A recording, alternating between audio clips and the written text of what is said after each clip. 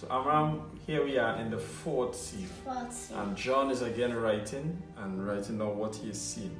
So here the Lamb opens the seal and says, and when he had opened the fourth seal, I heard the voice of the fourth beast say, come and see, and behold. Look, and behold, a pale horse. And his name that sat on him was Death, and hell followed him.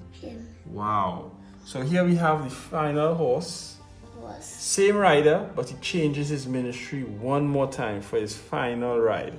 And the eagle is the one that picks him up and tells us who he is. Now, he changes his riding from a black horse to a pale one, Death, for his last ministry. And he is called by the eagle Death. Death is eternal separation from God. Now, his powers is all mixed up. Why? It's politics, it's national powers, it's a religious powers, it's demon powers. So it's the white horse, it's the red horse, it's the black horse, all mixed in this pale, sickly color of death. Where Branham say, keep away from him. But what did God send in this age, in this seal, to combat this beast? It was eagle. The eagle. Branham says the eagle goes so high, there ain't nothing else can touch him. Yes, and at no other time did the other beasts say what was the name of the rider, but in this one, he is called Death. That's because it's the eagle that picks him up. Now, who is eagle? Who is the eagle? The prophet is the eagle. So God promised in the end time that he would send an eagle again. And that's who Brother Branham is, the seventh angel. Now, listen to this. God sends a certain spirit among them. That's the only thing that they can work by, is the spirit that works among them. Amen. How could man do anything else besides the power of God that had been released to them? Now we have the only thing that can combat this pale horse is this eagle, and that's the prophet. Now, listen what Brother Branham says. And even though someday I have to leave this world, these tapes will still live. That's right. So even though one day God had to take away his eagle, but yet his eagle is still here because these tapes will still live. Listen, Brother Branham, again. And when you listen to the tape, even maybe I'll be gone someday, when the Lord's finished with me here on earth, you refer back to this. Listen to my voice, what I'm telling you.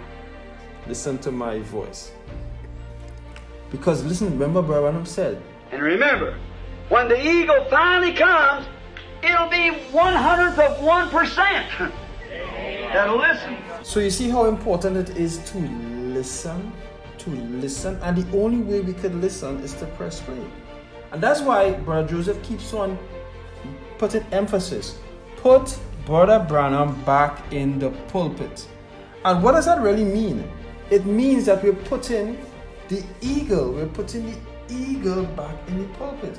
And if you have the eagle in the pulpit, then you could fight against the pale horse. But if you don't have the eagle in your pulpit, you have a lot of problems.